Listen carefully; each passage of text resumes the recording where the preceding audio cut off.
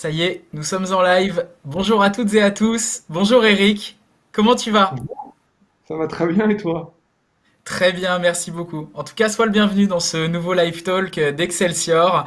Il est 17h30, on est le lundi 20 avril. Ça nous fait très plaisir en tout cas de t'avoir parmi nous. Comment ça va avec ce confinement, Eric? C'est ça, il faut rappeler qu'on est en 2020 et qu'on est confiné, c'est pour les générations Ouais. futures.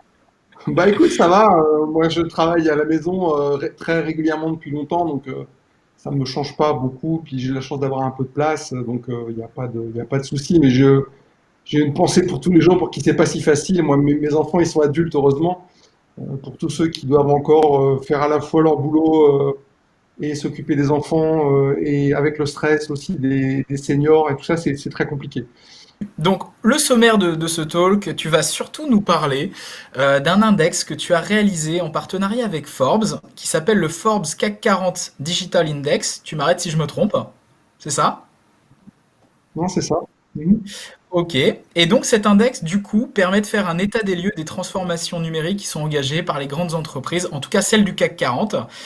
Et on y voit notamment quelques surprises que tu vas nous détailler. Donc tu as fait une étude et tu vas nous en parler. Ça, ce sera vraiment le cœur de ce talk. Et l'idée, c'est qu'à la fin, on termine un petit peu comme d'habitude sur des questions un peu plus perso, sur ta gestion du confinement, ta gestion du quotidien. Ça te va? C'est parfait. Génial. Alors, d'abord, pour celles et ceux qui ne te connaissent pas, est-ce que tu peux te présenter? Oui, alors je suis Eric Camp, je suis un animal un peu bizarre parce que je suis autodidacte. J'ai commencé, moi je suis tombé dans le coding quand j'avais 14 ans, il y a bien longtemps. Et comme j'ai été publié, mon premier jeu vidéo a été édité, j'avais 15 ans, j'ai pratiquement jamais arrêté de jouer avec la technologie et de me passionner pour la technologie. Donc j'ai créé ma première société de jeux vidéo qui s'appelait Titus Interactive, j'avais 19 ans, mon frère en avait 23. Et on l'a développé jusqu'à plus de 700 personnes à temps plein, 1000 en comptant les intérimaires, les consultants, 200 millions de dollars de chiffre d'affaires, une introduction en bourse, enfin, une aventure complètement dingue de 85 à 2005. Et ensuite, j'ai été appelé par des investisseurs pour essayer de redresser une start-up qui était un petit Netflix. Alors Netflix est très très à la mode aujourd'hui. À l'époque, en 2007, c'était très compliqué parce que les bandes passantes étaient très faibles. Donc c'était le business primaire, c'était encore la location de DVD par la poste. On recevait Ok. un DVD dans une petite enveloppe. J'ai fait ça, j'ai réussi à redresser la société, à la vendre. Et ensuite, je suis parti une première fois aux États-Unis. Et quand je suis revenu, McDonald's m'a recruté pour être le directeur des nouvelles technologies en Europe, ce que j'ai fait pendant 2 ans. Et après, ils m'ont promu à Chicago, au siège social de l'entreprise mondiale, pour créer la plateforme, notamment pour créer la plateforme de e-commerce mondial de McDo. Et là, on rentre dans les très très gros systèmes, des choses extrêmement complexes, parce que le but, c'était de créer une plateforme qui allait marcher dans tous les pays de McDonald's. Et les McDonald's étant extrêmement décentralisés, il fallait vraiment créer une architecture avec des équipes formidables qui allait être résiliente et prête à n'importe quel contexte en fait. Voilà. Et plus récemment, j'ai été aussi Chief Digital Officer de CMA-CGM, l'armateur de Marseille, pendant un an. Et ça a été Cette fois en aussi une bonne France pour le expérience. coup? En France, oui, je suis revenu en France. Et puis j'ai découvert Marseille que je connaissais très peu, et cette société incroyable, le monde du transport et de la logistique. Et après CMA-CGM, j'ai été pendant un an le VP international d'une belle licorne américaine qui s'appelle Turvo. Voilà. Très Mais bien. dans toutes ces années, ce qui m'a intéressé, c'est de comprendre comment la technologie pouvait impacter le business. Et avec tous les outils possibles, avec toutes les technologies disponibles, euh, comment on peut effectivement transformer. Alors, il y a des business qu'on ne peut pas transformer. Le berger au fond du Larzac va avoir du mal à se digitaliser, quoique. Bon, il peut toujours mettre des puces GPS sur ses moutons pour les traquer, mais euh, sérieusement, il y a énormément de business qui sont modernisables grâce à la technologie. Et donc j'ai eu l'idée il y a 2 ans et demi de créer un index digital, c'est-à-dire d'analyser avec les mêmes critères les sociétés du CAC 40. Alors j'ai préparé quelques slides si tu me permets. Eh ben ouais, c'est une excellente transition justement pour embrayer sur le sujet. Donc normalement, elle devrait s'afficher. Voilà, tac. Est-ce que ça Super, marche? magnifique. Donc en fait, j'ai créé cet index au départ en juin 2017. Ça a été publié par Forbes France à l'époque et je l'ai remis à jour en novembre, donc il y a quelques mois, avant le coronavirus, on va dire, Ouais, bah euh, ouais, ouais. en novembre 2019. Et avec la même grille de lecture que je vais vous expliquer, que je vais vous présenter maintenant, j'ai analysé les 40 sociétés de l'index. Alors il se trouve qu'entre 2017 et 2019, il y en a deux qui sont sortis et deux qui sont rentrés, puisqu'en fait, la Bourse de Paris change les composantes de l'index, c'est que les sociétés moins bien capitalisées peuvent se faire sortir de l'index. Elles restent Mhm. cotées en bourse, bien sûr, mais elles ne font plus partie de l'index, et d'autres sont rentrées. Ce qu'on peut Mais voir, alors, hein, c'est vraiment... Oui, du coup, vas-y. j'ai tout de suite une question, Eric. Sur quels critères tu as fait cet index? Et ça veut dire que tu as été personnellement rencontrer toutes ces sociétés? Alors non, c'est pas comme ça que j'ai procédé. Moi, j'ai analysé du point de vue de l'utilisateur, du consommateur, du partenaire ou du client ou du fournisseur. Il existe d'autres classements qui sont faits sur la base de questionnaires qui sont envoyés aux sociétés et les sociétés ensuite répondent, on espère avec honnêteté, à ces questionnaires et les gens à ce moment-là publient les résultats. Il y a notamment les échos avec Gilles Babnet qui font ça très bien. Bon. Moi, je me suis dit, D'accord. non, non, je veux pas poser des questions aux sociétés, je veux pas spécialement les contacter, je veux regarder ce qu'elles font. Et alors, je vais vous expliquer, mais c'est 3 slides plus tard. Là, je vous montre déjà le résultat et après, je vais vous expliquer comment j'ai fait, si ça te va. Ça me va très bien. Ok. Donc là, en 2019, le haut du classement. Là, cette première page, c'est vraiment le haut du classement. Euh, le, Ce qui compte, c'est de voir que le premier, par exemple, Atos, arrive à 71% de digitalisation. C'est-à-dire qu'il y a encore 29% d'optimisation possible, même pour le premier du classement. AXA, qui était premier en 2017, a perdu une place, bon, mais ça reste encore très très haut, il n'y a aucun problème. BNP Paribas a fait des efforts, parce qu'il était septième en 2017, ils sont maintenant troisième. Et Accor a fait beaucoup d'efforts, mais il faut comprendre qu'une société comme pour Atos, AXA ou BNP Paribas, c'est pratiquement une évidence de faire du digital. Aujourd'hui, on ne peut pas imaginer une société d'informatique comme Atos ou même Capgemini ne pas être extrêmement pointue dans ce Non. domaine-là. AXA, c'est pareil, une des plus grosses compagnies d'assurance au monde ne peut pas s'imaginer ne pas être bien digitalisée, numérisée, utiliser tous les outils à disposition pour aller chercher de nouveaux clients, étendre son business, améliorer la relation avec ses clients, et ainsi de suite. Les déclarations de sinistres, et ainsi de suite. Euh, la BNP, c'est pareil. C'est une évidence qu'aujourd'hui, une banque moderne, de la taille, de l'ampleur de BNP Paribas, doit être extrêmement bien équipée. Pour Accor, c'est moins évident, mais on peut comprendre qu'avec la pression, alors en ce moment c'est l'horreur pour eux, évidemment, mais en dehors de cette crise, ils reçoivent, ils sont pris en étau entre d'un côté Airbnb avec tous les gens qui peuvent louer une chambre, un appartement à la nuit sans avoir les investissements qu'Accor peut avoir pour faire tourner ses hôtels, Bien et de sûr. l'autre côté, Booking.com qui est une énorme plateforme de prise de réservation, de Booking comme son nom l'indique, et donc, ils sont pris en étau. Eh bien, malgré tout, Accor s'est extrêmement bougé. Parce que gagner 4 places, en ce moment, c'est pas évident lorsqu'on est en haut du classement. Lorsqu'on est en bas, on va le voir plus tard, c'est plus facile. Mais quand on est déjà à 52% de passer et faire 9 points de progression en 2 ans, c'est vraiment très bien. Et c'est vrai que depuis la publication de cette version du classement, ils m'ont contacté et j'ai eu des échanges avec la Chief Digital Officer, Maud Bailly, qui m'a expliqué comment elle avait fait. Et effectivement, elle a une démarche extrêmement logique et rationnelle. Et surtout, ce qui marche, c'est qu'elle reporte au CEO du groupe, Monsieur Bazin, et Ouais. l'IT lui reporte à elle. Et ça marche. Ça, c'est un modèle qui marche. Et les meilleures sociétés, les sociétés qui progressent le mieux, c'est quand le Chief Digital Officer ou l'équivalent reporte directement au PDG ou au CEO du groupe et que l'IT reporte au digital. Et ça, je l'ai vu à Ok. plusieurs reprises. Ensuite, il y a des gens qui ont aussi très très bien progressé. Par exemple, Pernod Ricard, c'est assez étonnant, parce qu'on pourrait dire pour vendre de l'alcool, est-ce qu'il faut vraiment être bon dans le digital? Ben, ils ont vraiment fait ce qu'il faut, ils ont fait de gros investissements, et ça se voit, ils ont gagné 21%, ce qui est absolument énorme, 18 places. Engie fait un Ok. très bon boulot de numérisation. Alors maintenant, on va aller sur la deuxième page avec les gens qui sont au milieu de classement. Alors là, il y a justement les 3 nouvelles sociétés dont je parlais du classement qui n'y étaient pas en 2017. Est-ce que pour toi, C'est-à-dire on les considère toujours comme des bons élèves ou là, on passe dans la catégorie élève moyen ou mauvais élève? non, on va dire que cette page, ça va encore. Voilà. Ok. Clairement, Carrefour, il y a un problème. Honnêtement, j'ai été beaucoup plus impressionné de ce que j'avais vu en 2017 que ce que j'ai vu en 2019. Maintenant, il y a eu beaucoup de changements chez eux, il y a une nouvelle direction, donc je pense que c'est en place et que ça va décoller très fort. Évidemment, après cette crise, parce que cette crise, elle perd.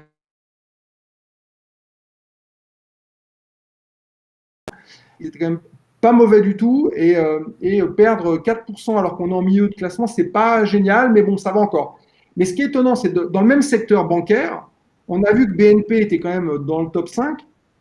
Crédit Agricole, là, ils sont on va dire, au milieu du classement, et Société Générale est encore en dessous. Et là, on peut se dire, attention, parce que si vous faites dans le même secteur distancé par vos concurrents les plus agressifs dans le monde digital, vous allez finir par perdre des clients. C'est pratiquement mathématique. Alors maintenant, on passe aux plus mauvais, on va dire, ou ceux les plus en retard. Alors il y a plusieurs choses à D'accord. noter ici. D'abord, ceux qui sont tout en bas, on voit que c'est pratiquement que des sociétés extrêmement industrielles. C'est-à-dire Ouais. Total, ArcelorMittal, Air Liquide et Technip. Je sais pas, j'ai dû faire une bêtise là, non? Vous voyez toujours mon écran ou pas? Alors là, je le vois plus. Ça y est, c'est revenu. C'est Ok, bon. ok. Pardon. Euh, donc ces quatre sociétés extrêmement industrielles peuvent se dire, non mais nous on n'est pas dans le B2C, le digital c'est les gens, nous on vend pas à des gens, on vend à des entreprises. Ah, bon, à part Total. Euh, le monde est tellement digitalisé aujourd'hui que tout le monde, et quand on dit tout le monde, il y a les employés de vos clients, ont pris l'habitude d'utiliser des moyens les plus digitaux possibles, c'est-à-dire des apps, des réseaux sociaux pour interagir. Et donc si vous ne le faites pas, dans votre industrie, il y aura toujours quelqu'un qui va le faire plus vite que vous, en tout cas c'est le risque, et là vous avez un risque de vous faire ringardiser à une vitesse incroyable. Il y a d'autres surprises dans cette dernière page du classement, c'est Kering. Kering, qui est quand même le conglomérat de marques de luxe, qui a une très très mauvaise note. Pourquoi? Parce que chaque marque gère son digital de façon totalement séparée, sans cohésion. Et si on se souvient la page précédente, Ouais. où le haut de cette page où il y a Hermès qui est dans le même domaine, mais LVMH fait bien mieux que Kering parce qu'LVMH a uniformisé une partie de son IT et une partie de ses outils pour interagir avec les gens, ce que Kering n'a pas fait ou est en train de le faire. Moi, encore une fois, je n'ai jugé que ce que j'ai vu. Hein. Il y Ok. a plusieurs. Mais Pardon, oui, vas-y. non, mais justement, finalement, sur ces critères, toi, tu retiens ce qui est tangible, finalement, ce qui est un peu palpable, ce qui atteste quelque part d'une transfo numérique? Exactement, c'est ce qui est livré. Les projets qui sont dans le tuyau mais qui ne sont pas encore livrés, moi je n'y ai pas accès de l'extérieur, donc je ne le juge pas. Je le jugerai dans le prochain classement, je ne sais pas si je le ferai en 2021 ou 2022, on verra, en tout cas pas cette année, mais euh, en tout cas, je ne juge que de l'extérieur. Alors comment j'ai fait ce classement? Voilà, c'est là où je veux en venir. Alors, j'ai analysé pour chacune des sociétés du CAC 40 16 critères. Et les 16 critères, ils sont répartis sur 4 thèmes.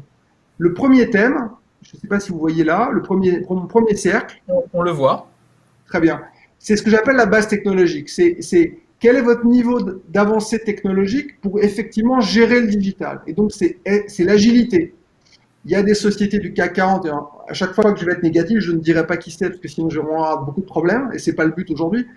Il y a des gens qui sont extrêmement pas agiles. C'est-à-dire que sur leur site web ou sur leurs applications mobiles, la dernière news que vous voyez, elle date d'il y a 18 mois. Ah, ok. C'est juste pas possible. C'est-à-dire qu'aujourd'hui, l'agilité, c'est pas que le développement agile en termes informatiques, c'est aussi l'agilité de l'information et des outils que vous utilisez pour que lorsque une société du CAC 40, c'est-à-dire une société qui fait des milliards de chiffres d'affaires ou des dizaines de milliards de chiffres d'affaires, qui a des dizaines de milliers d'employés dans le monde, ne peut pas avoir comme dernière news quelque chose qui a 18 mois. C'est pas sérieux. Rien que le rapport annuel ou la dernière communication financière, elle a par définition pas plus de 3 mois. Les rapports annuels, pas plus d'un an. Donc ça, c'est pas possible. Ensuite, il y a la fiabilité. Alors là, j'utilise des outils pour tester la fiabilité des sites web, des applications mobiles. J'essaye un peu de percer des trous pour voir quel est leur niveau de résilience. Mhm. Et c'est sûr que quand on entend qu'une société comme Bouygues s'est fait pirater, alors que c'est quand même un très grand et beau groupe, et n'a plus eu d'email pendant je sais pas, 5 ou 6 semaines. C'est juste complètement hallucinant. C'est-à-dire que cette fiabilité, là, on voit qu'ils ont un vrai problème de sécurité. Mais je vais y revenir. Ensuite, toujours dans la base technologique, il y a ce que j'appelle la gestion de l'identité. C'est-à-dire, qu'est-ce qu'ils font de l'identité des gens qui interagissent avec eux? Et est-ce qu'on vous demande régulièrement, alors que c'est le même groupe, mais ça peut être une marque différente, de vous réidentifier, ou est-ce que d'une sous-marque d'un groupe à l'autre, on vous reconnaît et vous êtes bien géré et donc bien considéré? Ça, c'est quelque chose sur lequel on avait beaucoup travaillé chez McDonald's à l'époque, pour que les gens soient reconnus de façon intelligente, pour pas qu'on leur demande à nouveau, alors qu'est-ce qui vous ferait plaisir aujourd'hui? Ou ah, vous voulez jouer au jeu associé à votre Happy Meal, alors ah ben, on vous connaît pas, vous allez créer un compte. Mais les gens deviennent dingues. Mais Une vraie base connaissance client, quoi, pour le coup. oui, c'est plus que juste la base, c'est la façon dont l'identité est gérée au travers plein de canaux différents. Et donc, ce qui va avec, c'est en France, en Europe, on a la RGPD ou GDPR, c'est-à-dire la protection des données, la protection de l'identité des utilisateurs. Et donc là, c'est quels contrôles sont donnés aux utilisateurs. Alors, les moins bons du classement, en gros, ils font quoi? Ils disent contactez-nous s'il y a un problème avec votre identité et les données qu'on a sur vous. Et alors, vous nous envoyez un email, vous nous écrivez, hein, et puis on effacera tout. C'est pas sérieux. C'est-à-dire que effectivement, c'est légal, mais c'est pas sérieux. Aujourd'hui, Ouais. en 2020, la moindre des choses, en tout cas, on peut espérer qu'on puisse montrer les données que l'on a sur cette personne et que cette personne dise ça, vous l'effacez tout de suite. Et il y a des outils pour le faire. Enfin, on n'est pas en train de parler d'un truc qui est Qui est improbable ou infaisable. impossible. Voilà. Donc ça, c'est la première entité. Donc ça, c'est sur 25 points. Ces quatre critères en tout, c'est sur 25 points. Chacune des quatre composantes est sur 25 points. D'accord? Le deuxième cercle, c'est ce que j'ai appelé expansion. Alors, de quoi on a besoin de faire de l'expansion? Évidemment, il y a quelque chose que beaucoup de sociétés font, qui est du marketing digital, c'est-à-dire aller chercher ses clients, non plus forcément uniquement sur les médias classiques, mais aller les chercher sur le web, sur les réseaux sociaux, sur des interstitiels dans des apps, enfin tout ce qui est marketing digital. Et Mhm. là, c'est le budget. Donc, j'ai essayé de trouver les informations sur le budget, et j'ai essayé de regarder comment ils investissaient le monde digital pour effectivement faire du marketing dédié pour aller chercher des nouveaux clients. Et là, c'est clair que les industriels sont très très mauvais. Pourtant, ils ont des outils. Les industriels, les derniers du classement, ils pourraient investir beaucoup plus massivement Tu penses que c'est une volonté sur de les de LinkedIn et pas vouloir y Twitter. aller, du coup? C'est évident. Il y a énormément de sociétés qui le font très bien. Il y a beaucoup d'Américains qui sont très forts là-dessus. Où dès que vous êtes un tout petit peu ciblé, je ne sais pas, si vous êtes un acheteur de systèmes téléphoniques ou d'antennes, vous allez recevoir sur votre LinkedIn et sur vos Twitter des pubs extrêmement bien ciblées pour votre domaine d'intervention. Et Ouais, ça, bien c'est sûr. très bien. Et malheureusement, dans le monde très industriel, bah, il y a très peu de gens qui le font, ne serait-ce que sur l'éducation. Expliquer pour un fabricant d'acier ou un producteur de pétrole, un vendeur, un distributeur de pétrole, comment sont traités les gens qui travaillent dans les usines ou dans les sites de production. Alors peut-être qu'ils n'ont pas envie d'en parler, mais s'ils ont des histoires à raconter, ils devraient le faire. Alors c'est fait, mais pas assez. Les outils utilisés, c'est très très important aussi. C'est-à-dire que comment est-ce qu'effectivement ils vont retargeter les gens de façon clean et pas de façon, on va dire, lourde, euh, Mhm. pour avoir le meilleur résultat, le meilleur taux de transformation. Et après, il y a quelque chose qui va avec ce qu'on a dit tout à l'heure, c'est-à-dire le contrôle, l'accès, l'identité, c'est l'usage des données. Quel est l'usage des données faites par les sociétés? Et là, il y a des sociétés extrêmement en pointe qui font des trucs en AI, qui sont super malines et qui vont aller targeter exactement les personnes de la bonne façon. Et la bonne façon, c'est pas d'être lourd. C'est pas d'aller systématiquement leur dire ça vous dirait de notre produit là. Non, c'est pas ça. C'est d'aller chercher en disant voilà, c'est la fin de l'année, vous avez des enfants, vous êtes partis en vacances, et ben nous on vous propose ça. Ça c'est Ouais, très d'accord, malin. ok. Le C'est bon très message très sur le moment. exactement. Et c'est pas un message. Moi j'ai encore des sites qui m'envoient 3 emails par jour alors que je me suis désinscrit 20 fois. C'est Ouais. impossible. C'est un truc vraiment à Ok, ça énerver. se revoit.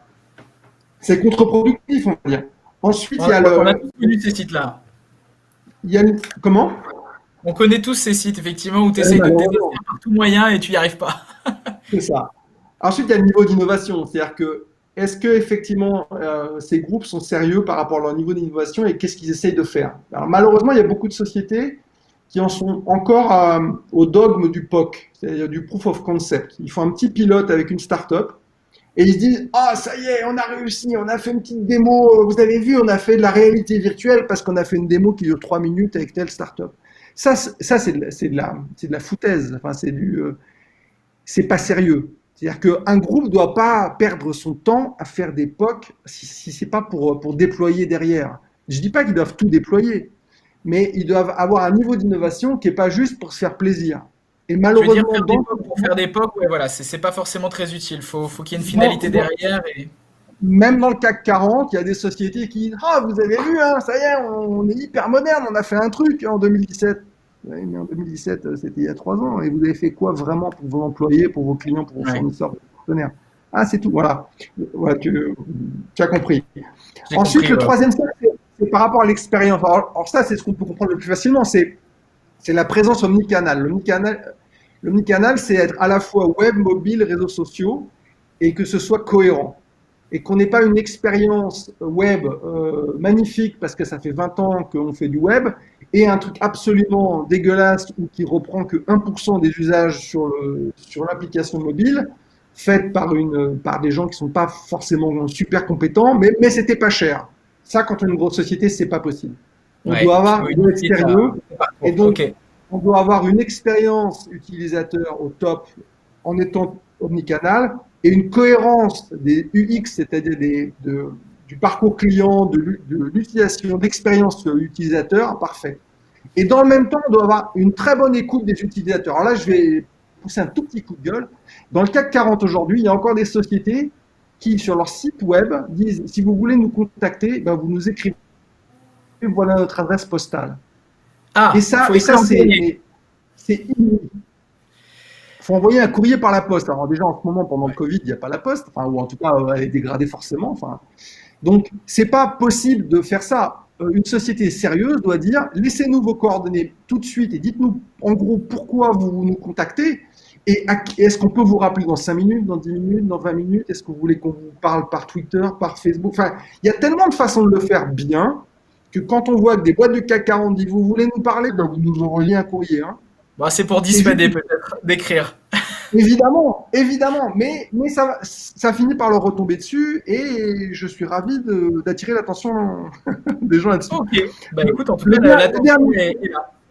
le dernier cercle, c'est ce que j'appelle l'écosystème. Alors là, c'est un tout petit peu plus compliqué, mais aujourd'hui, il y a des systèmes d'information dans les sociétés. Dans toutes les sociétés, il y a de l'informatique, bien entendu, mais il y a encore beaucoup de sociétés qui utilisent des systèmes qui sont fermés. Et donc, il n'y a pas moyen d'ouvrir facilement et de partager facilement la connaissance informatique des stocks, des prix, de la façon, des délais, des disponibilités avec des partenaires. Et donc, tout doit se faire par email. Un email, c'est pas un outil moderne. Les gens qui pensent que parce qu'ils ont une messagerie et qui reçoivent 300 emails par jour, ils sont modernes, ils marchent sur la tête. Et ça consomme en plus. Oui, Ça bien sûr, pollue. ça consomme, mais c'est surtout que c'est pas, nous ne sommes pas, nous humains, nous ne sommes pas faits pour faire de l'Excel ou des emails toute la journée, malheureusement. J'ai été cadre dans plusieurs groupes, j'ai été avant start-upper. Je préfère passer plus de temps avec mes clients et mes collaborateurs, ou mes équipes, ou mes managers, mes patrons, à discuter, à raisonner, à réfléchir sur comment mieux produire et comment mieux servir nos clients plutôt que de répondre à des emails. Et malheureusement, il y a beaucoup d'IT qui sont tellement bloqués et qui n'ont pas l'ouverture via des API, je ne vais pas rentrer dans le détail, mais bon. Donc ça, c'est un vrai problème. Ensuite, il y a les ressources internes allouées au digital. Il y a des groupes de 10 ou 20 ou 30 000 personnes qui ont en tout et pour tout, pour faire tout ce qui est digital, 3 personnes, 4 personnes. Ils ont plus de personnes pour faire le ménage, et j'ai rien contre les gens qui font le ménage, hein, que pour faire du digital, alors que le digital peut leur amener des pourcents, voire De la 10 ou croissance. 15 ou 20% de business en plus. Et là, ils disent, ah non, mais nous, on vend des trucs industriels, on n'en a pas besoin. Ils ont tout faux. Les deux Ok, donc derniers points, c'est c'est prendre un peu le de coût de la recul sur son activité finalement pour se dire effectivement on rate des choses peut-être sur la partie digitale. il faut pouvoir réfléchir autrement. Alors, c'est compliqué, évidemment. Mais il faut se dire, bon, OK, on fonctionne de la même façon depuis 10, 20, 40 ans. Mais aujourd'hui, les gens, ils ont tous des devices hyper puissants dans leur poche. Ils sont tous sur le net en permanence. Ils sont sur les réseaux sociaux en permanence. Comment on pourrait réfléchir autrement pour vendre autrement et interagir Ouais. avec nos clients autrement? Et un bon moyen de le savoir, c'est de faire du crowdsourcing. Et le crowdsourcing, c'est de faire des campagnes où on demande à ses clients ou à ses fournisseurs ou à ses partenaires ou à ses staffs, ses collaborateurs, on lance une idée, on lance un thème en disant qu'est-ce qu'on pourrait améliorer. Allez-y, réfléchissez, brainstormons tous ensemble pour trouver la meilleure idée pour se moderniser. Ce que des fois des gouvernements devraient faire aussi. Malheureusement, la seule façon de faire du crowdsourcing dans ce pays, c'est le vote. Bon, c'est pas génial comme crowdsourcing, mais bon, admettons, je vais pas C'est faire de sûr. la politique La seule façon maintenant. de s'exprimer. Voilà. Ensuite, Eric, l'écosystème juste, de partenaires. il nous reste très peu de temps. Eric, je ne sais pas où tu en es dans ta présentation. Je pense qu'elle est bientôt terminée. Il me reste une slide. Je finis juste là. L'écosystème de partenaires, c'est Ouais, quand on crée une plateforme, par exemple, qui va s'amplifier grâce à des partenaires. Donc, par exemple, Apple développe une trentaine d'apps. Pourtant, sur leur App Store, il y a 1 million d'apps. Ben, ça, c'est un écosystème de partenaires qu'ils ont créé. Alors maintenant, la question, c'est en tant que société, qu'est-ce que je dois faire? Donc ça, c'est ma dernière slide, mais c'est très important.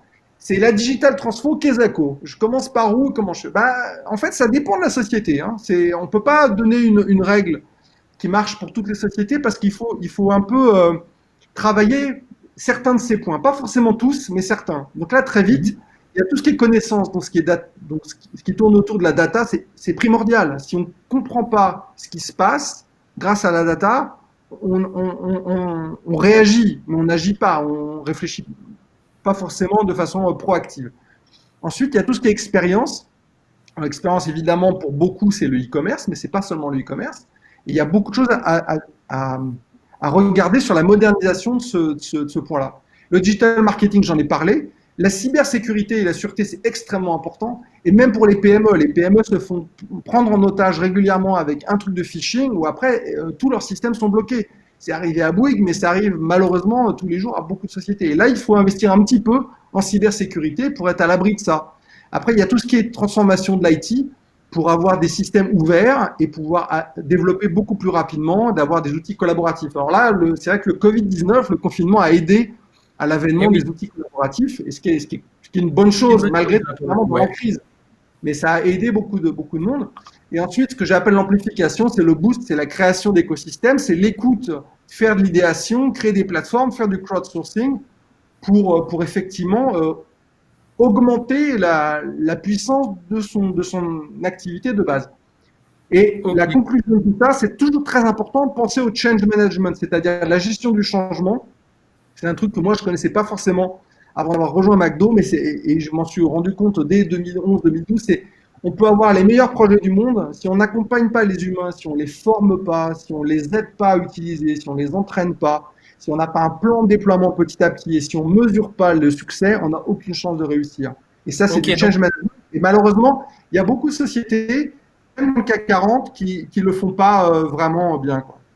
donc justement, toi, ton parti pris, c'est de dire il n'y a pas que le marketing digital, l'IT joue aussi un rôle essentiel dans la réussite d'une boîte. Et quand on se projette un petit peu dans ces sujets-là, c'est aussi les équipes, c'est le change management, l'éducation quelque part des équipes qui sont les artisans de la réussite d'une boîte finalement. Au-delà de la Ah, technique, au-delà du... mais je suis entièrement d'accord avec ça. En fait, sauf si tu as une société, si tu gères une société qui vend à des robots. Mais on ne vend pas à des robots, on vend à On des ne vend pas humains des robots. qui sont employés par des sociétés et ainsi de suite. Donc il Alors faut du coup, parler, quelque part, il faut parler aux humains. Donc il faut entraîner les humains à utiliser les outils pour mieux parler à d'autres humains et à d'autres systèmes. On peut c'est connecter pas, les systèmes entre eux, mais les humains sont prioritaires. c'est pas toujours le plus facile malheureusement. Non, Euh, c'est beaucoup de travail. du coup, ça veut dire quoi pour les boîtes qui sont pas forcément sur le classement? Parce que du coup, là, effectivement, on parle des boîtes du CAC 40. Comment ça se passe? C'est quoi les best practices pour... bon, on l'a compris, tu t'as commencé à en parler, mais comment ça se passe? Il faut reprendre ces thèmes-là un par un, avec des experts, avec des consultants, avec des gens qui savent faire. qui vont analyser le business, qui vont écouter les stakeholders de business. C'est le business qui doit driver le digital, c'est pas le contraire. Hmm. C'est pas lui qui doit dire ah ben maintenant on va changer. Non, non. Le business dit ah ben nous on a vu, alors je ne sais pas, au Canada il y a une boîte qui fait le même métier que nous, mais alors ils le font avec 4 fois moins de monde, où les gens ont l'air beaucoup plus heureux que les nôtres d'employés. Comment ça se fait? Et là il faut se dire bah oui mais regarde les outils, vos gens ils passent leur temps à répondre à 250 emails parce que les systèmes d'information sont pourris. Donc on pourrait améliorer les workflows et peut-être gagner en productivité. Ça c'est Se une piste. poser les bonnes questions, Mais quoi. ça peut être un exemple, par exemple, c'est, je sais pas, vous êtes un hôtelier, vous avez 3 hôtels dans le sud de la France. Ok. Vous avez développé une petite plateforme de booking de vos chambres. Bon. Une fois que votre plateforme existe, pourquoi vous ne donneriez pas l'accès à cette plateforme à des hôteliers qui ne sont pas dans votre région? Vous n'êtes pas en concurrence. Le gars qui va vendre des nuits d'hôtel à Strasbourg ou à Brest, il va jamais vous piquer des clients qui veulent venir à Monaco ou à Toulon. C'est Ouais, tu complètement veux dire différent. prendre du recul un peu sur l'activité. De trouver, c'est ce qu'Amazon fait très bien. Il crée des systèmes et après automatiquement ça grossit, grossit, grossit. Alors après on dit ah Amazon c'est le diable. Non, c'est pas le diable. C'est des gens extrêmement intelligents qui réfléchissent en disant on fait comment un business qui va pouvoir croître tout seul après. Et Ok. ça c'est super important. Grâce à ton écosystème de partenaires, notamment, peut-être, ou ce genre de choses. Mais, Ok. mais pour faire ça, il faut la couche de data et il Oui. faut la couche de IT et les API gateway et tout ça et les bonnes personnes. On en revient. Le digital, la transformation digitale, ça se fait pas. On se dit pas tiens, je vais acheter, je vais faire des campagnes de Google AdWords ou je vais appeler Criteo pour savoir comment faire du real-time bidding sur les. Non, non, non. Évidemment qu'on peut faire ça, mais c'est pas ça la transformation digitale. La transformation digitale, c'est de reprendre Beaucoup plus tout complexe que ça. à zéro, mais et regarder chaque strate, chaque couche, et à chaque fois comment on forme les humains pour réfléchir autrement, pour travailler autrement. Là, la crise actuelle, on peut peut-être finir là-dessus, mais nous montre qu'on peut travailler autrement. C'est très compliqué, c'est très douloureux, et il y a des professions où c'est pas possible. Mais il y a beaucoup de professions où on se rend compte qu'en fait, on n'est pas obligé de faire du présentiel, permanence à son bureau. Voilà, c'est très agréable parce que l'interaction humaine est sympa. Mais on peut aussi mieux organiser son temps et j'espère que ça sera une leçon de cette crise pour le futur en se disant, bah, au lieu de passer 8 heures par jour ou plus au bureau, on peut peut-être y passer que 2 fois par semaine et le reste le faire chez ses clients, à la C'est une bonne maison. réflexion finalement d'aller au bureau quand tu as une bonne raison d'y aller finalement et pas par Voilà. obligation mais parce que tu as, un rendez-vous, tu as quelque chose et le reste tout se fait en remote avec ton espace de travail qui est connecté. Et les données permettent de toute façon aux managers de regarder, effectivement, c'est pas une histoire de flicage, mais c'est une histoire de productivité. Le On est manager, avec d'accord. des outils collaboratifs, peut savoir si effectivement les projets avancent, si les clients sont contents, avec du CRM, avec du, je sais pas, un Salesforce bien paramétré peut aider à faire ça, et c'est très productif, et même si les gens, on les voit moins souvent au bureau.